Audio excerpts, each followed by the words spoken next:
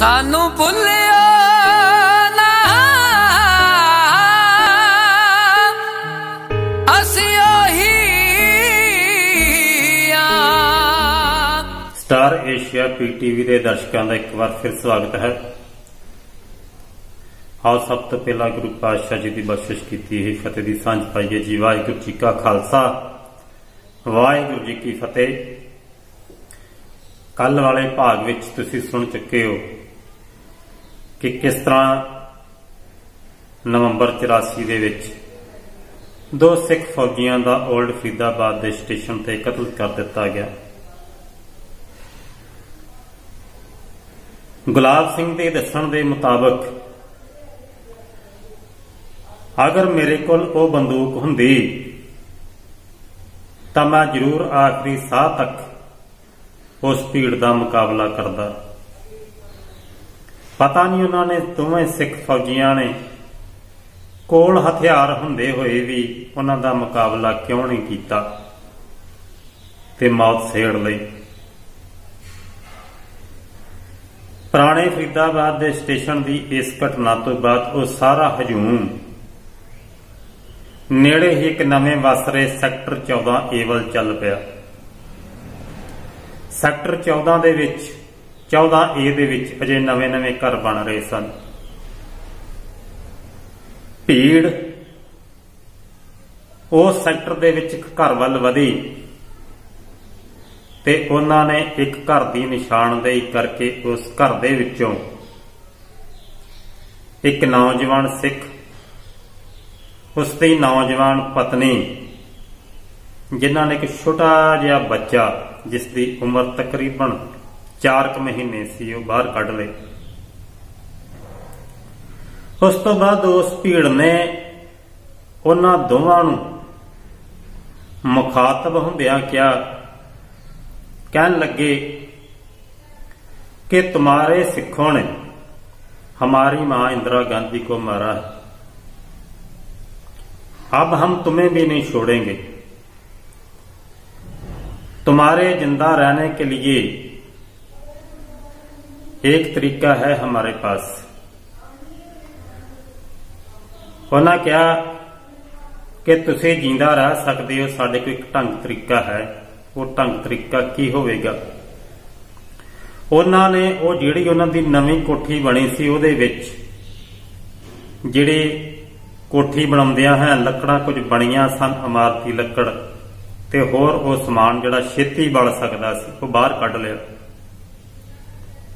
उस कोठी दे नेड़े दा प्लाट डूंगा सी, उहदे विच इक टोया भी सी। उन्होंने सारा उहदे विच सुੱਟਤਾ।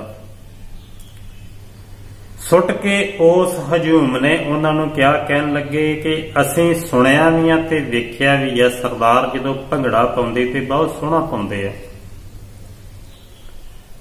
असीं सिर्फ तुहाडा भंगड़ा देखना है अज। उन्होंने उस औरत कोलों, सिख औरत कोलों उहदा छोटा जिहा बच्चा खोह लिया ते जिहड़ा समान उन्होंने टोए दे विच सुੱਟਿਆ सी उसनूं अग लाती। अग ला के उन्होंने कहा कि देखो जिन्ना चिर तक तुसी नचदे रहोगे उन्ना चिर तक तुहाडा बच्चा साडे कोल सुरक्षित रहूगा। जदों तुहाडा भंगड़ा रुक गया ये बच्चा असीं इस अग विच सुੱਟ के साड़ देंगे। ढोल वाले नूं ढोल खड़काउण दा हुक्म दिता। ढोल खड़कण लग पिया ते दोवें पति पत्नी सिख जिहड़े सन उन्होंने नचना शुरू कर दिता। एक पासे वो अपने बच्चे वाल वेख रहे सन ते दूजे पासे नच रहे सन। फिर अचानक भीड़ विचों ही किसी ने उस औरत के कपड़े पा के, सिख औरत के कपड़े पाड़ के नंगिया कर दिता। जदों उसके घर वाले ने अजिहा कुछ करन दी विरोधता की तां उन्होंने सरिये मार के अधमोए करके उन्हें सुੱਟਤਾ। बहुत सारा ने उस सिख औरत दे नाल बलात्कार किए और उस तो बाद उन्होंने उस औरत नूं भी सरियां दे नाल मार के उन्हां दोवां दे उत्ते पेट्रोल पा के अग ला दित्ती। उन्हां दा बच्चा भी उस टोए विच बलदी हुई अग दे विच सुट दिता ते ये कह के चले गए किसी दूसरे शिकार की भाल विच कि सांप के बच्चे को जिंदा क्यों रखना। छोटा जिहा बच्चा टोए की अग विच पा के साड़ दिता गया। ये कहानी सुणाउंदियां होइयां गुलाब सिंह दीयां अखां विच अथरू सन ते मेरे सुणदियां होइयां भी अखां दे विच अथरू सन। गुलाब सिंह कहन लगा, साडे मन दे विच नफरत भर दित्ती गई सी। ये गल कह के कि सिखां ने हिंदुआं नूं मार के पूरी गड्डी भर के उन्हां दी लाशां दी दिल्ली भेजी है। साडे मन विच नफरत पैदा कर दित्ती गई सी। पर सरदार जी, तुहाडे नाल थोड़े दिन रह के मैनू सरदारां दी चंगियाई दा पता लग गया। जदों वो घटना दोवें मेरियां अखां सामने वापरियां, डर ते सहम दे नाल मैं घर वाल नूं भज आया। वो देखे हुए दृश्य कारण जो सहम मेरे मन दे विच पैदा हो गया, उहदे नाल मैनू बुखार हो गया ते मैं तकरीबन 1.5 महीना मंजी दे उत्ते कटिया। जदों भी वो दृश्य मेरियां अखां सामने आउंदे सी तां मेरी हालत बहुत बुरी हो जाती सी। सरदार जी, मैं ते वो दृश्य अपनियां अखां दे नाल देखिया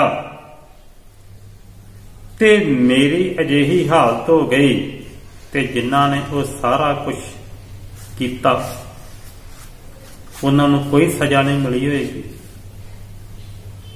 ये सारा कुछ क्यों वापरिया? गुलाब सिंह दियां ये गल्लां तो बाद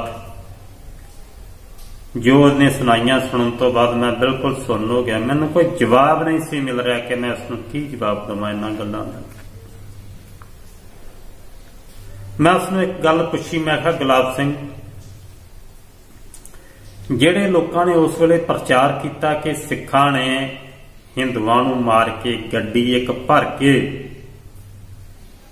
ते दिल्ली भेजी है, कि तू मैनू ऐसे कुछ लोग मिला सकदा जिहड़े सबूत दे नाल ये गल कह सकन कि हाँ वाकई उन्होंने वो हिंदुआं दीयां लाशां दी गड्डी वेखी सी? गुलाब सिंह कहन लगा कि पुछया ते मैं भी कईयां नूं सी कि तुसीं ये गड्डी वेखी, पर सारियां दा इक्को ही जवाब मिलदा सी, नहीं मैं नहीं, फलाने ने देखी। कोई भी ऐसा बंदा सानू नहीं मिला जिहड़ा ये गल कह सके कि असीं वो लाशां दी भरी हुई गड्डी दिल्ली स्टेशन ते वेखी सी। और ये सारा कुछ क्योंकि बेशक गुलाब सिंह नाल गल्लां वापरियां अज तुहाडे तक साझियां करदे हैं, मेरा भी मन जिहड़ा इन्हां गल्लां नूं तुहाडे नाल करदे भर गया। गुलाब सिंह ये पुछदा सी कि तुसीं इन्ने चंगे हो, तुहाडे नाल क्यों वापरिया? ते मैं गुलाब सिंह नूं किते पढ़िया होया इस गल दा इक्को जवाब दे सकिया कि दुनिया दे विच एक हिटलर होया नाजी, जिन्हों नाजी हिटलर कहा जाता है, उसने यहूदियों का कतलेआम करके, समूहिक कतलेआम करके और उन्होंने खत्म करने का यतन किया सी। कतलेआम करन तो पहला यहूदियों प्रति हिटलर की कौम दे विच नफरत पैदा की गई सी।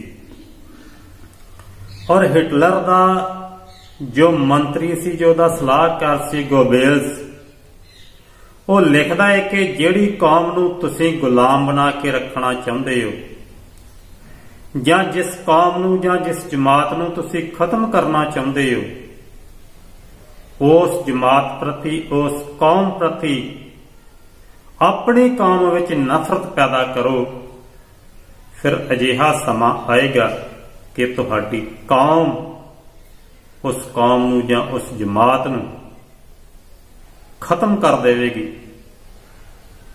और ये सारा कुछ जो कुछ भी वापरिया वो सिखां दे नाल जिहड़ी नफरत की नीति सी, उस नफरत की नीति के तहत पंजाब ते पंजाब तो बाहर वसदे हिंदुआं दे मनां दे विच सिखां प्रति नफरत पैदा की गई, जिसका नतीजा नवंबर 84 का वो सिख कतलेआम वापरिया, जिस दियां यादां दे जख्म अजे भी अल्ले ने। जदों भी नवंबर 84 आउंदी है जख्म ताजा हो जाते ने, वो फिर खून दे हंझू बन के रिसदे ने। पर वो 84 दे विच जो कुछ सिखां दे नाल वापरिया कि उस तो बाद वो खत्म हो गया, जां सरकार ने वो वापरन ते कोई खास कार्रवाई उन्हां विरुद्ध कीती, जां होर किहड़ियां चालां सिखां दे विरुद्ध चलियां गईयां। केवल सिखां दे विरोध ही नहीं, ये सारियां घटनावां तो बाद हिंदू भाईचारे नूं ही इस देश के व्यापारियों वालों सिखां विरुद्ध नफरत पैदा करके किवें लुटिया गया, इसकी एक घटना अल्ले जख्म 84 के प्रोग्राम दे विच तुसीं कल देख सकोगे अगले भाग दे विच। तद तक वास्ते इजाजत दिओ जी। वाहिगुरू जी का खालसा, वाहिगुरू जी की फतेह। सानू भुल्ले